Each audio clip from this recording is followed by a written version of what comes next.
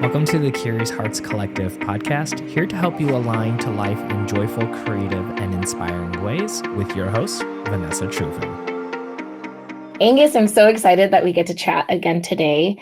I know one of the last conversations we had, we left off what felt like a cliffhanger to me, just because I'm really excited to hear your thoughts on this.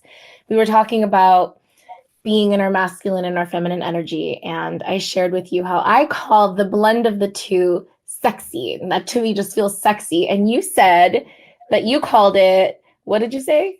I said that we call that chaos. Chaos. Okay, tell me more about that. Sure. So great question. And I love that you have that energy around it and that you're finding it fun and sexy. The caution that we have is that if you aren't very careful or aware of when you're shifting those energies, and if you don't find a way to conveniently, comfortably, easily, effectively communicate that to your partner oftentimes can be caught in like a whiplash of the energy.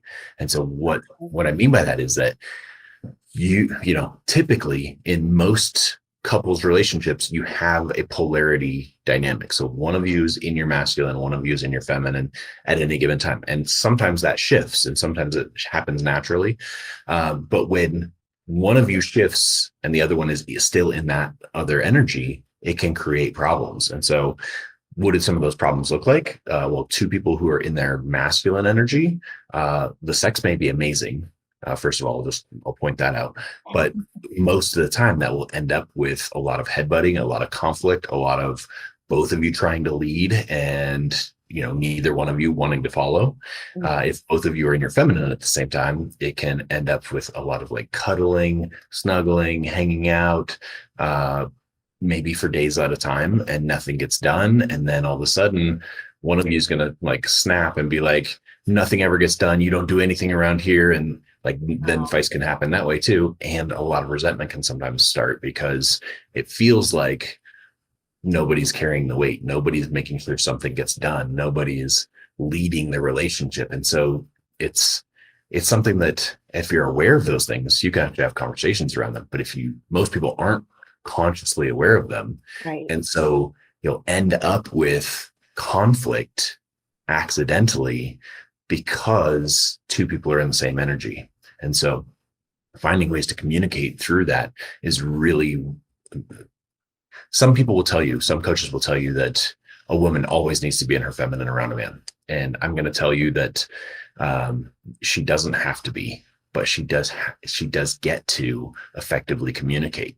And so especially like for Mayan and I, where we are in business together, Mayan's super driven and she's, you know, got a lot of technology experience and, Right. you know, she's been coaching for longer than I have. And so when it comes to our business, there's a lot of times where I'm like, okay, you're taking the lead on this. I'm following, because she knows so much more about some of those things than I know. But if I don't say that, a lot of times she thinks I should be leading, like, because in other areas in our relationship, I do. Well, then if we don't communicate around that, it creates a tension. There's either a void in the leadership or a void in the following and more conflict. So that's why we call it chaos, because most people don't effectively communicate and it ends up leading into conflict. Oh my God. Thank you for clarifying that. And you and your partner, Mayan, you guys how would you describe the work that you guys do together? Just so that it's clear and aware, because you kept saying we, and we call this and we call that, and just a little bit of clarification on that again. Yeah. So we are lifelong love coaches. And what that means is we do not call ourselves dating coaches, although we help a lot of women through that dating phase, men too, but most of our clients are women. And so we like to help people not just find a partner, not just get better at dating, not just find love, but create a romance and create an epic love story that lasts the rest of your lifetime. And so there's almost nothing worse than finding love and losing it over time. I myself have experienced 2 divorces, so I know how amazing love can feel and how devastating it can be to lose it. And I know you're going through your own version of that journey, and how, you know, sometimes the liberation feels great, but also there's devastation that comes with it. And so we want to help people heal to attract the best partner that they possibly can have and find, and then not just find that person, but really build a strong foundation and learn how to communicate and learn how to, clear conflicts and be stronger. We say within every conflict is hidden an opportunity for better connection. And so we practice that. We have conflict just like everybody else does, but we are so good at what we've learned that we can practice that, and in 15-20 minutes we're actually better than we were before we went into the conflict. And it's possible. We help people do it all the time. That's amazing. Yeah, thank you for that clarification. And on that note, when you're unaware of the balance, the shifting, the energies that you're in within your relationship, what does help create that awareness of it? What are tools, ways that people can go about or learning that? To be honest with you, I don't even know how I came about learning about the differences and even what it feels like for me to be present and grounded in my masculine energy, present and grounded in my feminine energy, and choosing to shift that. I think throughout my own healing journey, my own journey within to understand myself, to understand the stories that were, narrating my life and whatnot, I somehow became acquainted with that and understood what it looks like and feels like for me. Sure. And it also took dating different types of men for me to understand what that was like. And honestly, even being around certain girlfriends of mine to understand, like, oh my God, when I'm around certain women, I feel really strong in my masculine energy, or what that feels like, or being an entrepreneur. A lot of time I felt like I was in my masculine energy, even though I worked in a very female oriented, I sold wedding dresses, it was very feminine. So what are tools that anyone listening can, in their own way, start learning about what that looks like, how to be in that energy, and how to even have those conversations with partners too? Yeah, great questions. And my brain went like a bunch of different directions here, because one of the things that we see so often are these women who, they claim that they're in their strong feminine, and, they do like somatic work, or they do yoga, or they do breath work, or something like that, that normally you would think that's going to bring you into your feminine. And it absolutely can. But oftentimes, if they're the leader of that thing, they're still in their masculine, leading people to get into their feminine. And so oftentimes they're even in conflict. They don't know that the energy that they're giving off, even though they're talking the feminine game, they're like still in their masculine, because they're still in the doing, they're still in the leading energy. And so if I was to, I'm going to kind of bring it down and break it down to some simple generalizations here, that I think we can kind of talk on and dig around if we want to. But I'll summarize the masculine in these two words. First of all, it's the doing energy. It is actively doing. It's providing, it's protecting, it's busy, and it's almost always in your head. It's almost always logical. Feminine energy is the being energy, and it is the feeling energy. It's the body. And so for a lot of the women who are, striving, successful, driven business owners, C-suite executives or salespeople or whatever it is, like they're out there and they're in the man's world, supposedly. They're in their head, they're thinking, they're doing, they're providing for their families. They're building something. That's all masculine energy. And so it's important to shift from the head game into the body regularly.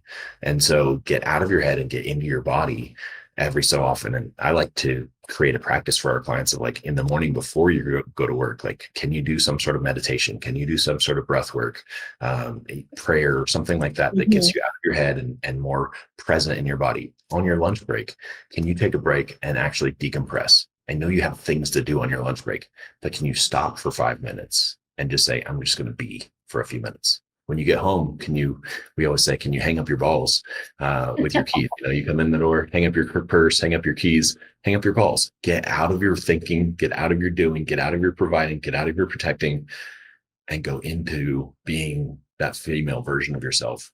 These are all just generalizations, but whether you light a candle, turn on some music, do a little dance when nobody's watching, take a bath, rub your own feet, do something like that gets you out of your head and feeling things in your body. That's going to shift you into more of a feminine being energy instead of the doing energy. And that's where most men, not all men, but most healthy masculine men are going to find you the most attractive when you're not doing something. You're just being the female version of yourself. Yeah, I've received that feedback, and I've from conversations that I've had with certain men understood that. And now, as you were speaking about that, my mind was like, hey, here's a little reminder of how I did that for myself. I call it romanticizing my life. And I thought it was more about, like, I just want to include florals and flowers on my piano and candles, like you said. And I realized it created the opportunity for me to slow down. Yeah. And it created the opportunity. I created the opportunity for myself to be present. I'm a very artistic, musical person. So for me, romanticizing my life was when I would create space and time for me to sit down and play piano. And I would light the candles. I would put flowers all around my piano, and I would wear something sexy for myself. I started buying lingerie so that I could wear that for me when I sat down to play the piano. And what I realized in those moments is that I allowed my mind to shut up, and I allowed myself to feel. Yes. And one of the big ways that I create that for myself is through music. It's the music that I play, and it's not, oh, well, it's supposed to sound like this. It's supposed to be this speed. It's just allowing it to move and flow through me. And there were feelings that I was like, why am I suddenly crying? Or why? I just felt such intense joy sometimes. And that was one of the ways that I went about doing that for myself. And I know that you and Mayan work with women. And what are some of the tools and some of the I want to say rituals, maybe. That's just the word that came up to my mind right now, that are tried and true, that you're like, this is always a really good recommendation, or I've had success with this, because I'd love to know too. I'm going to start jotting these down for myself. Well, one of the things I always point out is, even though like some of the things that have worked for you and that have felt good for you, by definition, they aren't necessarily feminine. So what I mean by that is, you don't have to be the Barbie. You don't have to be wearing makeup. You don't have to do your hair. You definitely don't have to be wearing lingerie. You don't have to do your nails. Of course. None of those things are necessarily feminine. In fact, I have known and been in relationships with women who do all of those things and are still 100% in their masculine. Okay. They do them to check them off the list to like have those things done, but they're still in doing energy. They do it so that when they go to a networking event, they look the part. They're not actually being feminine. They've just presented feminine. And so that's something that can frequently create problems in a young relationship. A woman presents feminine, but that's not her primary energy, or she doesn't know how to stay in it. And so they'll attract a masculine man, but then immediately go back into her masculine, and they'll be in conflict all the time. And they'll be wondering, like, why can't this work? Like, it seems good on paper, but we just can't seem to be happy together. And it's because from an energetic polarity standpoint, they aren't polar. They're on the same side, and it's creating this conflict. So to get to your point, to answer your question, some of those things I already hinted on some of them, but it's really anything that you can do to get into your like good feelings. And so one of the things I tell women all the time, because most of our women are still in the process of looking for their ideal partner. Mm-hmm. So there seems to be this kind of romantic idea of meeting somebody at the supermarket, right? Like, Mayan has had these, I say this kind of tongue in cheek, but these fantasies of we both reach for the same organic avocado at the same time and our hands touch, sparks fly. And there seems to be. That was a bookstore for me, actually. Reaching for the book. It was a bookstore as opposed to the. Oh, there you go. Yeah, the bookstore. My 20s vision. So that's funny that you say that. Yeah, that makes sense. And the reason I bring up the grocery store is it's still something, unless you're whatever it is, Uber Eats, door dashing, something like that. Some of the grocery stores deliver, but unless you're doing that, most of us still have to get out of the house, even if we work from home, to go to the grocery store once a week or twice a week. And one of the things I just play this game now on my own, but while I'm grocery shopping, more than I'm grocery shopping, I'm present to the environment. So I'm looking into the people's faces of everybody that's in the grocery store with me. Mm. And it's almost alarming how many, we use the term NPCs. Are you familiar with that term? Is it like a gamer term? Yeah. Yeah. Okay. For anybody who doesn't know what this is, it's like a gamer term, or the other example would be like an extra in a movie or a TV show. Like you're a non-playing character. You're just like, there's nobody behind you. You're just a program. You're just in the environment to like fill space. You don't really live a life that's worth paying attention to. And there's so many people that are just in that NPC mode. Like you go to the grocery store and they're just there. They're picking their things. They're putting in the grocery cart. They don't make eye contact with anybody. They don't smile with anybody. They never have a conversation with anybody. They're in and they're out. They're just there to get the job done. And I challenge our clients, like when you're being present, and you're not thinking about something else, you're typically in your feminine. So can you go to the grocery store? And I know you have a list. I know you have things, and I know you have to get home and you have all these, but can you be both present and getting something done? Can you look into the faces of everybody that's there? Can you offer a smile? Can you start a conversation? Even if it's somebody you're not interested in, just practice having communication and conversations and offering the world the beauty within you by just smiling, just seeing people. It's so unfortunate how many people feel unseen and unheard in this world. And if you can give them some of that, you make their world brighter. And by doing that, you make the whole world brighter. And so it all comes down to being present and being aware of your environment and who's there with you instead of just task mode. Task mode is almost always masculine energy. So if you want to shift out of that, how do you get out of the doing and into presence and being? Dang. Okay, this is a thunk moment because that was beautiful. That was so, you were just stating out facts, but really what you're saying is it's life-changing. Yeah. And to sum it up, it was be present. Yeah. Can I tell a story? Present. What was that? Can I tell a story? Yeah, please go ahead. Okay, so Mayan and I went to a conference, I think it was probably March or something like that, a couple months ago. Doesn't really matter. We were checking into a DoubleTree property, I think it was. And you know how they give the cookies when you check into DoubleTrees? Yeah. So we're going through the whole check-in process, whatever, give them your credit card, sign the things, whatever, grab your bags. We're starting to head to the elevator. And there was a lady behind us in line. We go to get in the elevator, and as we're getting in the elevator, we realize, we left our cookies on the counter. So like, Mayan holds the door. I run back, grab the cookies. By that time, the lady behind us has already like processed as well and is like coming and getting in the same elevator with us. And it could have just been nothing. But instead, she's like, I thought y'all were crazy because you left your cookies on the counter. I'm like, I know, right? Like, and we had this great laugh. We went up 3 floors. But I remember her, like from the whole trip, I remember her because she was willing to see what happened and have a conversation. And we had such a great interaction in the time it takes to move from floor 1 to floor 3. We never even saw each other again. But I will always remember how good it felt to just be seen and to have a conversation with somebody. And I know that she laughed about it and had a great time with it too. And how many times are we stopping ourselves from having those good times and having those interactions? Because like, I don't want to say anything. And we just like shut it down.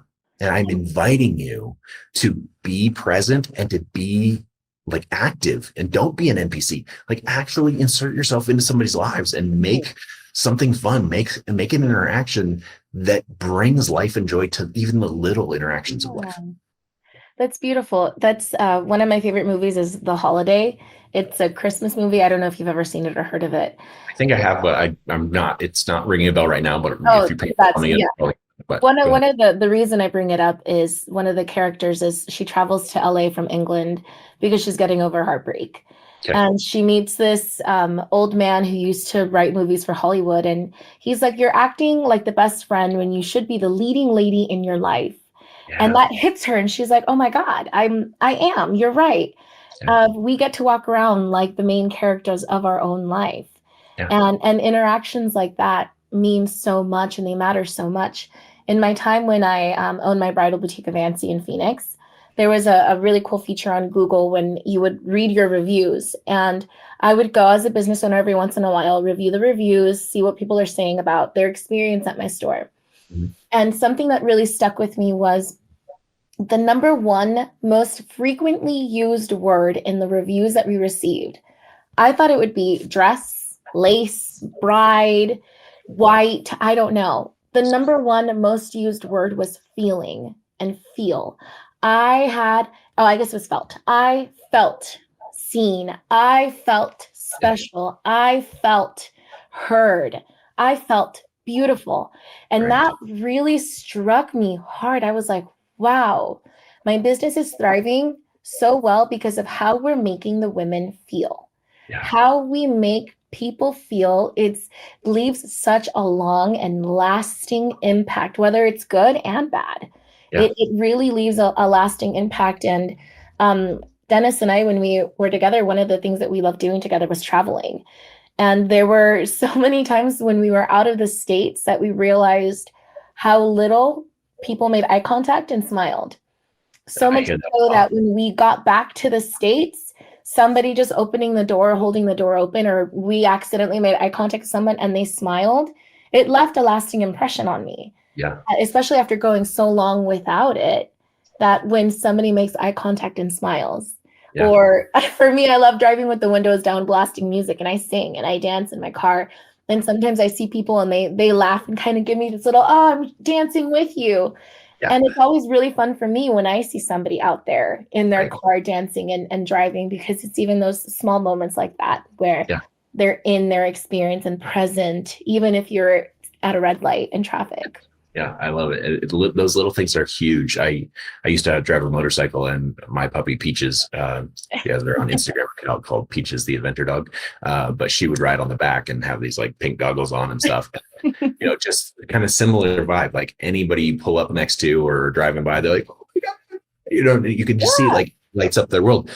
I am telling you that should be your goal.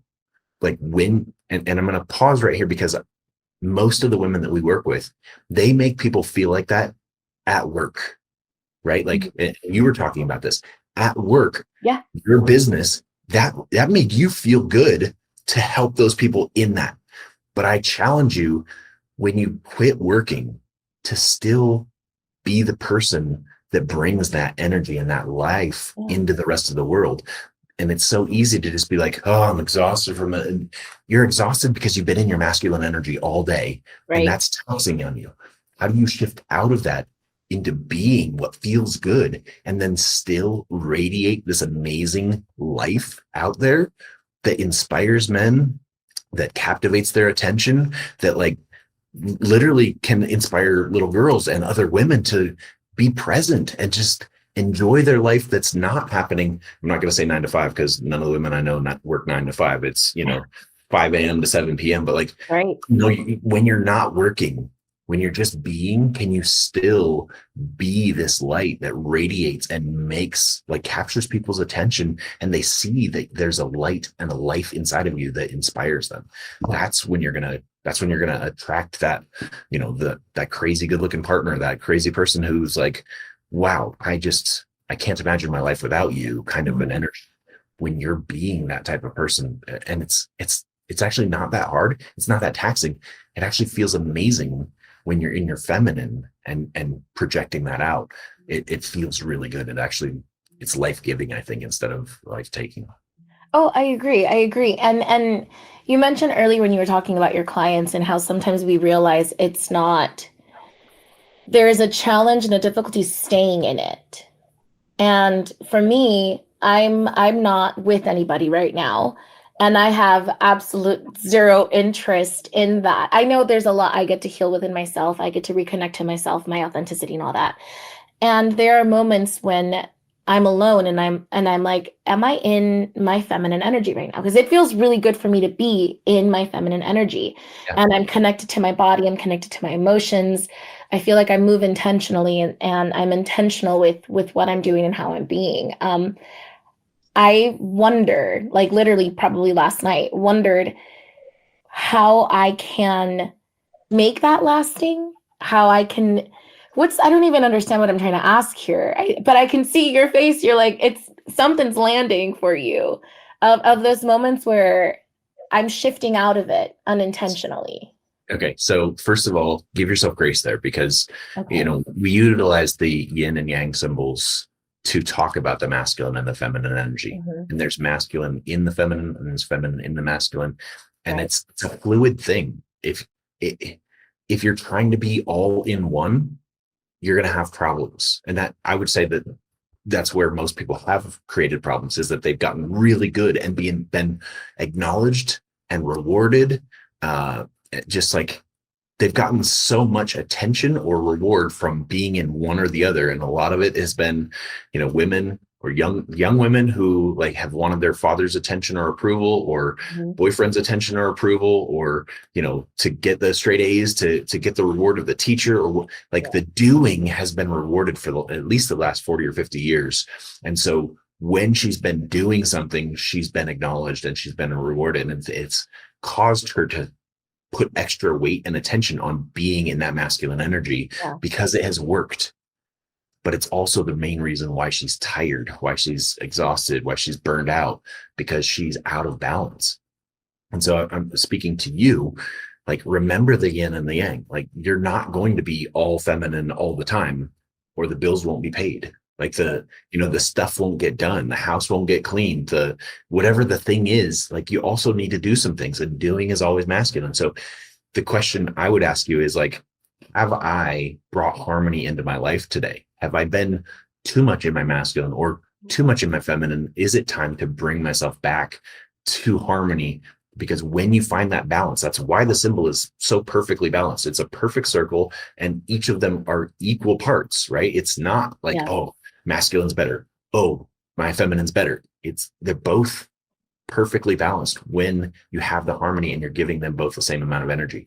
So the question for you is, like, if I'm normally gravitating toward my masculine and I've trained myself that way, have I allowed myself and called myself back into my feminine enough today to bring the harmony? And it's a practice. It's never going to be like, 12 hours a day you're in your masculine, 12 hours a day you're in your feminine. But, like, can you bring it back when you're like, oh, I've spent, 9 hours working today. What can I do to spend, the next 2 or 3 hours bringing myself into my feminine and bringing that balance? Wow. Thank you for saying that. I want to say a few things about what you said. One, there's been a theme in my life where people are reminding me to give myself grace. And I love that you said that. The first thing you said was give yourself grace. And that's a reminder to me. And I want to stress the fact that choosing to be present, I would miss those constant reminders of people saying, give yourself grace, Vanessa, give yourself grace, Vanessa. If I'm being an NPC, is that right? What is that? What is Yeah. if I'm being an NPC and just kind of zombieing through life is what I call it. So thank you for that reminder. And I love that you asked me a question about that, about harmony, right? Yeah. Was it harmony? Yeah. And I want to ask a question to the listeners now. It's, what does that look like for you? What is your definition of harmony and balance in your life? And then ask yourself, do I have balance in my life? Yeah. Because I've noticed that we have our own interpretations, our own definition of what these words mean. And when we get clear for ourselves, first of all, what our story is around it, what our definition is, go up and Google it, figure out what the actual definition is, and then check in with yourself to see if you have. It is sad to me and also an opportunity to check in with myself, to give myself grace. Yeah. And a fun reminder also is, this is just a fun little story for me. My first name is Nancy, and it's Nancy Vanessa. And when you look up the name definition, Nancy means graceful and grace. So it's a reminder to me, because I don't go by Nancy, I go by Vanessa. Right. You left the grace in the past. Exactly.